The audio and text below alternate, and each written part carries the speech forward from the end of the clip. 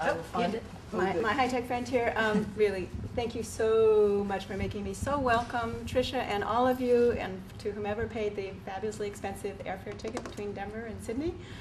It's wonderful to be in a community that cares enough to initiate a project like this. It's a week-long session that we have ahead of us, and this is the very first time I've had the opportunity to meet with you. So I'm just thrilled, I have to say. I brought the rain with me, maybe, but I think it was here before. Yeah? It wasn't all my doing. But it's a good time to bring us together to have this conversation. So let me just tell you a few things about me so you'll know. I'm actually, I think of myself as an accidental disaster sociologist. I was a sociologist with a focus on gender. Hadn't a clue about disasters. Did I care about flooding? No. And then we moved to Miami 2 months before Hurricane Andrew in 1992. And of course, we bought the house that was in the eye of the storm, and of course the storm came and destroyed the house, the neighborhood, everything green for miles around, robbed that community of everything that had held it together, all the functionality of it, and it took a long time to come back. Our family was directly affected, and I was just intellectually challenged and personally challenged to make sense of it, you know, to somehow figure out what was happening. And because I had an interest in gender before, and because my loving husband was in Kalgoorlie at the time, right, he's a geologist, so he was gone, and we were struggling through this event by ourselves with my 2 small children. With both of those kind of personal and intellectual reasons, I began to see these events through the eyes of women, through a gender lens, and recognizing, of course, that women are half of the world's population, so some of women's eyes and some of the issues that have come up. But it led me to a real concern about differences that emerge in before, during, and after these events we call disasters, and inequalities, and how it's just imperative now that we begin to address those in order to begin to think about a so-called resilient future. So I'm quite passionate about it. I think we're behind the 8 ball. We don't have much time to get it right, and I hope to contribute to getting it a little bit righter. So as I said, I'm a sociologist. I'm not a practitioner. I was a volunteer with the Red Cross after the event, of course, for some time, but I don't respond to disasters immediately. My role has been more doing research. I'm a field researcher, so study quite a bit of different kinds of disasters in the United States, in Canada, in Indonesia, and India, in Banda Aceh, in Sri Lanka. And I'm more of a trainer and policymaker as I get older, because I'm quite concerned that we're not using the information that we already have. So that's just a bit about me, so you know where I'm coming from. Let me just see if the system is going to work. I thought it might be easier if I just stood back here. Let's see. Yeah, so we don't have much time, and I warned Tricia I seem to be kind of programmed for the hour-long lecture, and I'm conscious of the time, and wanted to also thank you for taking time this morning to do that. So these are the kinds of things I'd like to cover this morning, beginning with some basic assumptions about disasters. You know, and you might understand these very well, but often I find that we don't. Disasters do not happen in the same way to anybody, right? So we have to look at disasters through the gender lens, even to understand what a disaster is. They are intrinsically gendered events because they unfold in our everyday worlds, which are, as you know, profoundly shaped by sex and by gender and by sexualities. We also know that women are often at increased risk, but that women, like men, have gender-based vulnerabilities and gender-based strengths that we bring to these things we call disasters. And the last point I think is quite important too, because gender is not something that happens out there all the time, but it happens wherever we are. It happens inside organizations. It happens in all workplaces. Happens is the wrong verb there, but it informs our relationships with one another. So in emergency management as well. So just briefly, I think that these will not be novel ideas to us, but sex as well as gender is very relevant in disasters. You have to look at sex-based disasters around reproductive health, around mental health issues which are different for women and for men, around lifespan, around some of the physical conditionings and the conditions of everyday life. If you're heavily pregnant, it's just a little bit harder to hold on to a tree in a raging flood, for example. And there are some patterns that are quite important to understand about men's and women's health conditions. Gender differences, the second kind of dimension here, are extremely relevant, both in terms of our everyday lives, the division of labor that puts us physically in different places.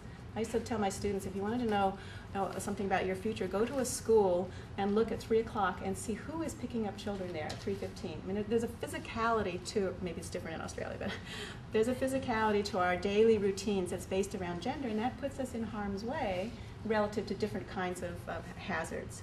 So our daily relationships change, our physical locations change. Obviously the job-based or occupation-based skills, the knowledge, the traditions, the history, the social relationships, everything you build at work, that also brings women and men into these crisis moments with a different kind of worldview, different skills.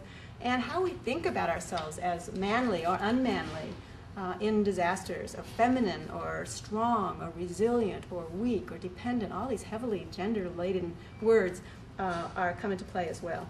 But my brief basically is that more than sex, more than sexuality, which I haven't touched on yet, and more than gender difference is gender inequality. Really, because disasters are fundamentally unequal events. They don't hit us all the same. So gender is one of the ways that helps us understand why they are so differently. The level of development in a country, level of development of poverty, for example, in a particular neighborhood would be other things. But gender as well really comes into play. So just briefly, you would have to look at these kinds of economic differences and inequalities really between women and men, which would vary depending on what group of women you're looking at, what time you're looking at, what the cultural context is you're looking at. You'd have to look at exposure to violence and living with HIV/AIDS, for example, looking at disabilities as they are differentially distributed between women and men and mean something different. You'd have to look at factors related to the family and to the household structure. Who makes most of these decisions? What kinds of social protections are in place for women who do not live with men in a male-dominated society? What happens with the households that may be lesbian households or complex households or transnational households, that transnational being households back in another country that are supported by households here, right? It's a very complex question, families. Looking at transportation patterns that vary in terms of difference between women and men. Who owns that car? Who has the keys to the car? Who can actually get out? And of course, housing. Women and men live in different kinds of housing situations, with women typically having less secure housing conditions. Your marriage ends, you might be out of that house, even though it might have been your family home for many, many years. So those are some of the kind of general patterns that we would look at analytically in any country, but I don't want to dwell on those. I'd like to take us a little bit to a different direction and talk a little bit about this gender lens, beginning with the fact that we don't want to recreate another set of gender myths, right? So this is not about demeaning men or elevating women unnecessarily. It's just about understanding these basic patterns of everyday life, right? So it's not anti-male, it's not a fad.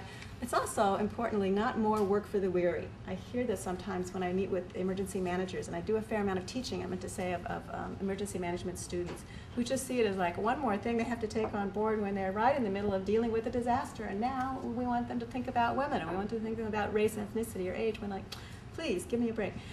It's not that. It's a way of using our resources more effectively, using it in a way that's more just also, that leads us toward a more resilient society in the future. It's basically, as I said, good practice. It's a way of using our resources. It's a way of fully engaging our communities, and that's my kind of takeaway message. It's also, importantly, I think, a bridge to the future for the next generation of emergency managers, because the next generation will not look like this generation of emergency managers. We're all, in a way, in a community-based approach to disaster management. We are all, if you will, disaster managers. We have to obviously move beyond our gender stereotypes. We have these notions of how men and women act in crisis. And if we had a little bit more time, we could talk about how ideologies about women and men are expressed in popular culture of disaster. How many of you have seen a disaster movie? One of those flicks? Yeah, right. I was once going to try and write a paper about gender relations as they're depicted in there, but I only made it through one disaster film because they're just so awful. I can't deal with it. But it was Volcano, right? And you can imagine. But it's a good exercise to think about how women's and men's relationships are depicted in cartoons, in music, in video, because that's the knowledge that we bring with us to a crisis. We don't differentiate that. So having said just those few basic points, I'd like to present very briefly, really, we don't have much time to talk in depth about any of these, but after 20-some years now of doing disaster and gender research internationally in developed countries, we have learned a lot, really. So just briefly, to run through these essential 10 points. We've learned, as I said, that sex and gender matter for all the reasons that I had on the board before, but also for the control over those key survival resources. When we do our mapping, we look at the resources that people bring to hazards, like do they have cars, do they have savings accounts, do they have physical health, do they have time, do they have the capacity to move themselves, they have autonomy, all these kinds of resources.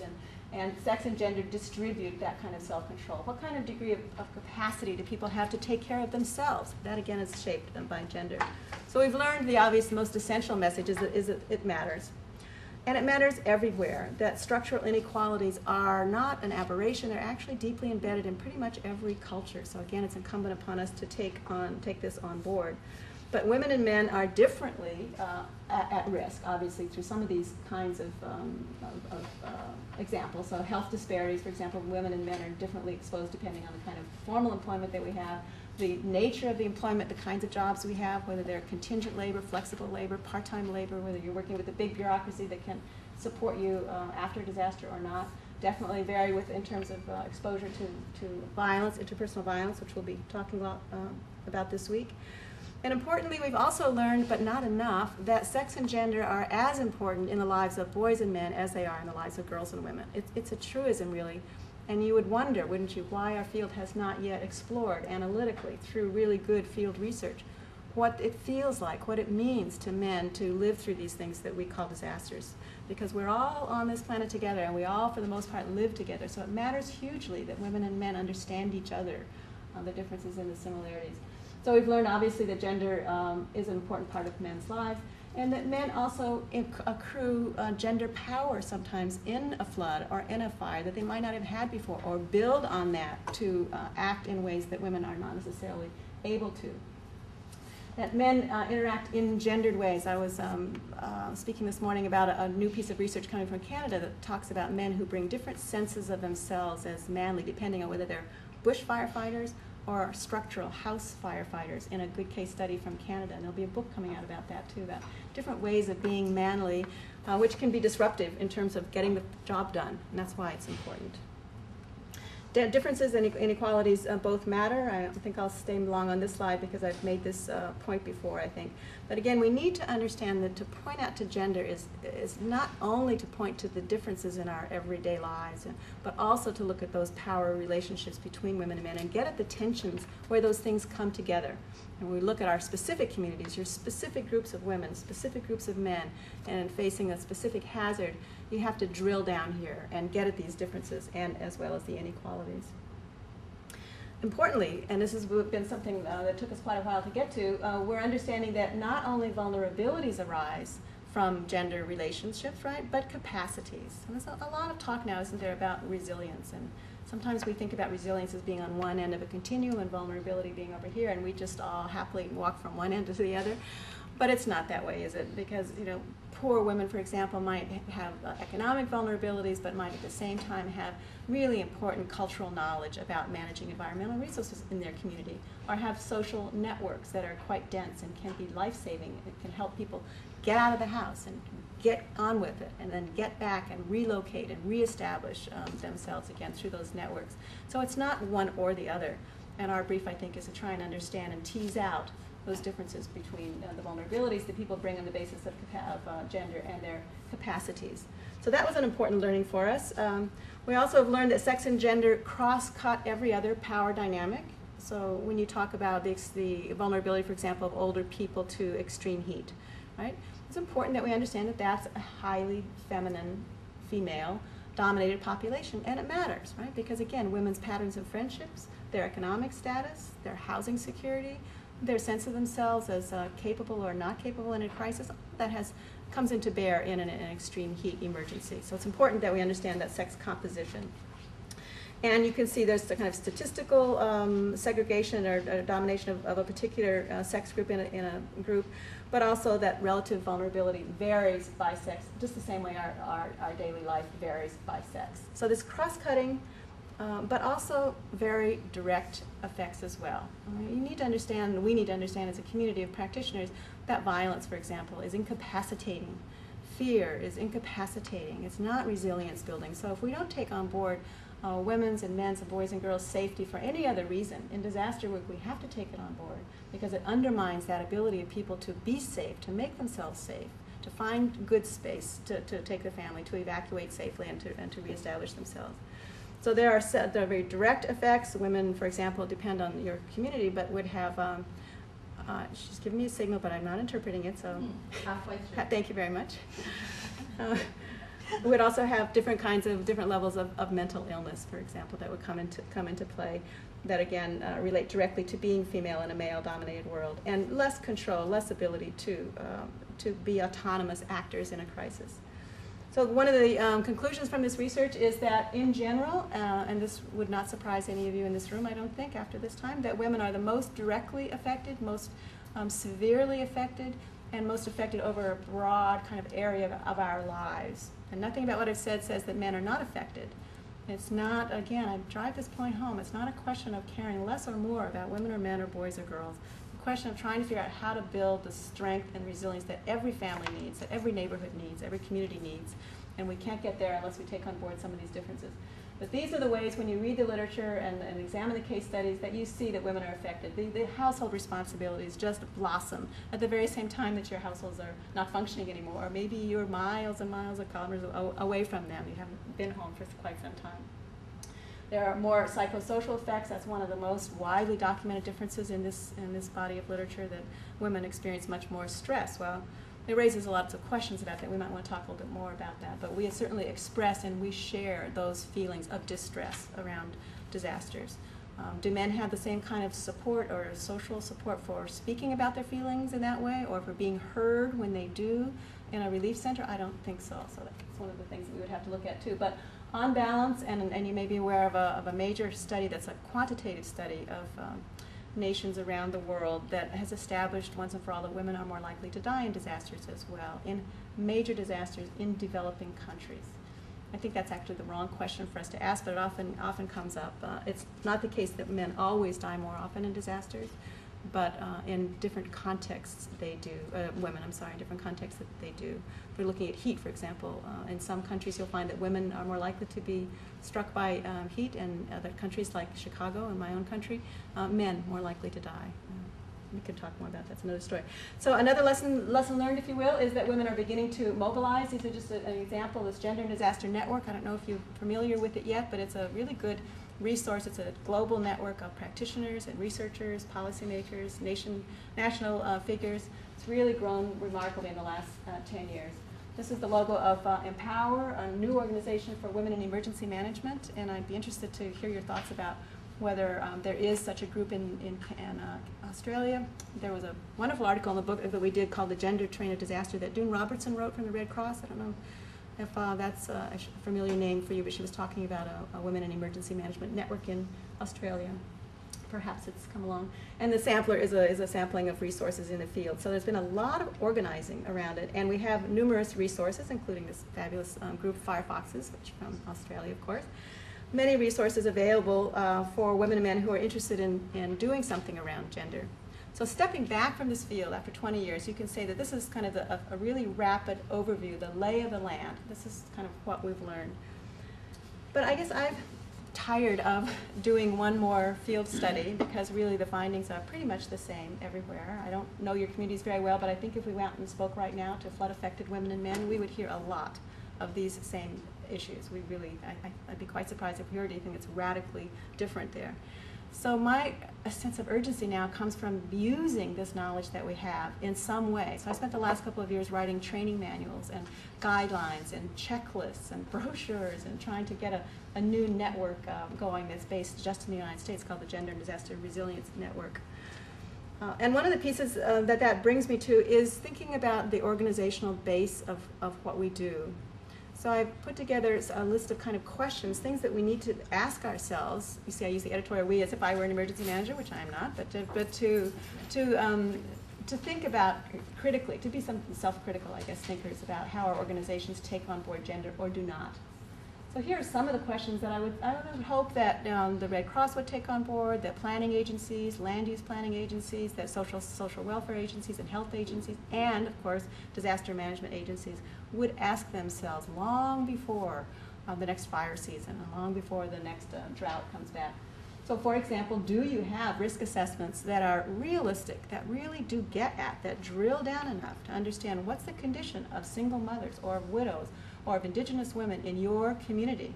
What's their health status? What's their transportation status? How many languages are spoken by women and by men in your community? If you don't have the sex disaggregated data, you will not be able to answer that. And then afterwards, or in doing planning or in doing community outreach, you won't be able to reach your community because you won't know the dailiness of their everyday life. You would want to know for sure, or you would ask yourself, if your planning reflects the resources of the experts in your area, the subject experts, and I would put women's health networks right up there. There you wouldn't be the only group that disaster managers would want to turn to, but there are deeply embedded professional networks and personal networks in every community that are very knowledgeable about high-risk women, about senior women, about women living with HIV/AIDS, about single mothers, about single fathers. We need to bring them into the work that we do. We would ask ourselves, how are these networks or organizations actually participating? Are they consulted? That's one question.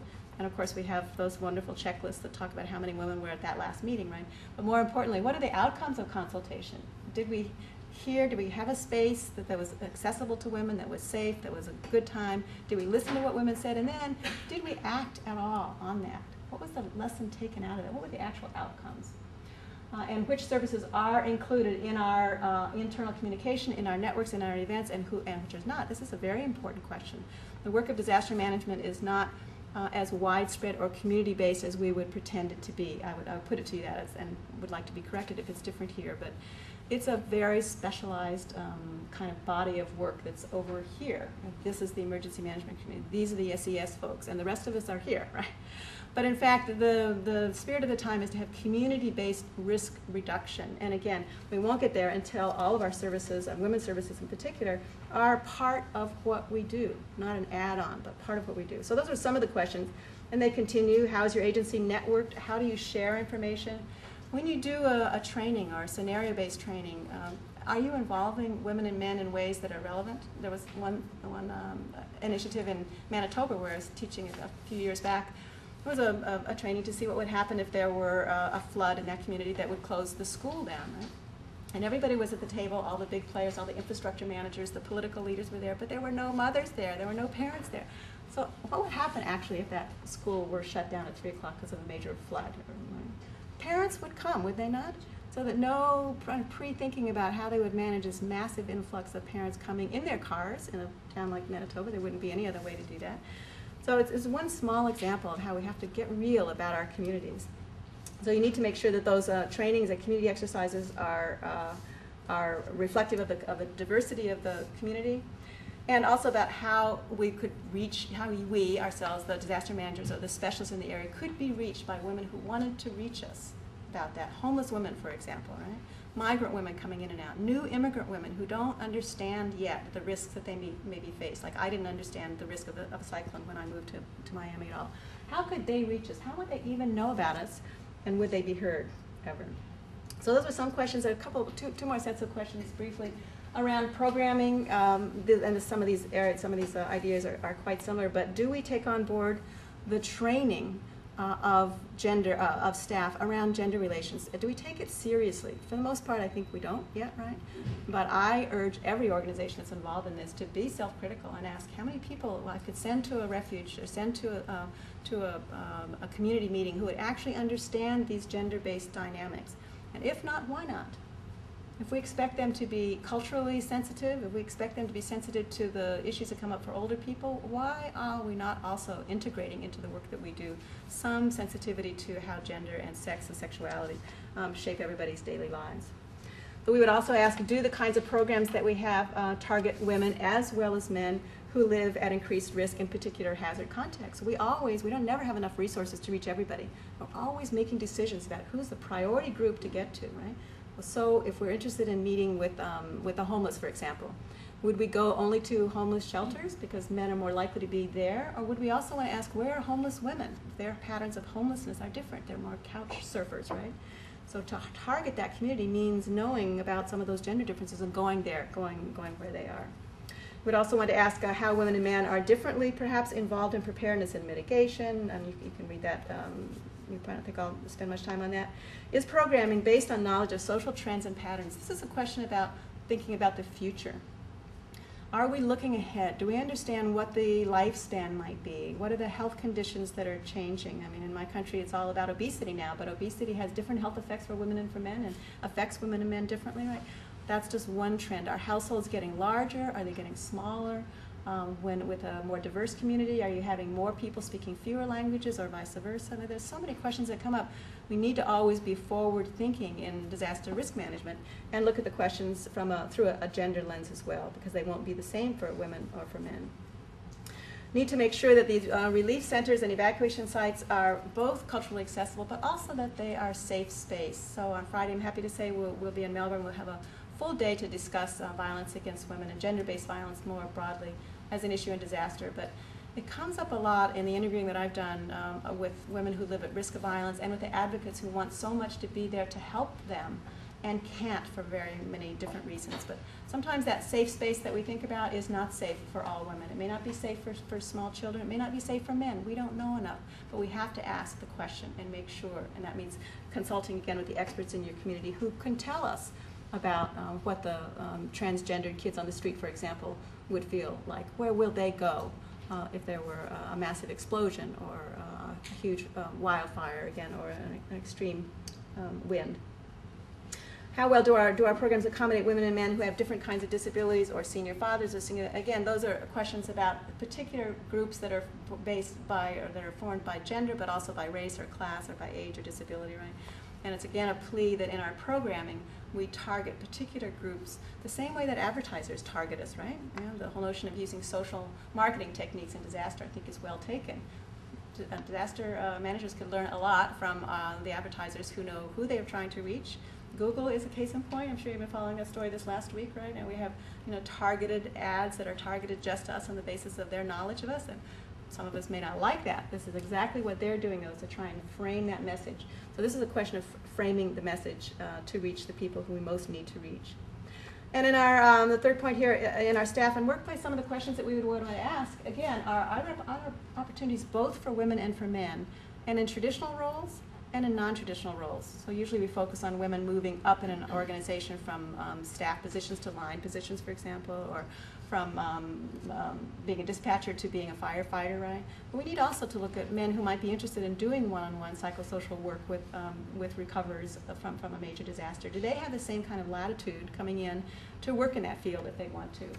Perhaps more here than in the United States.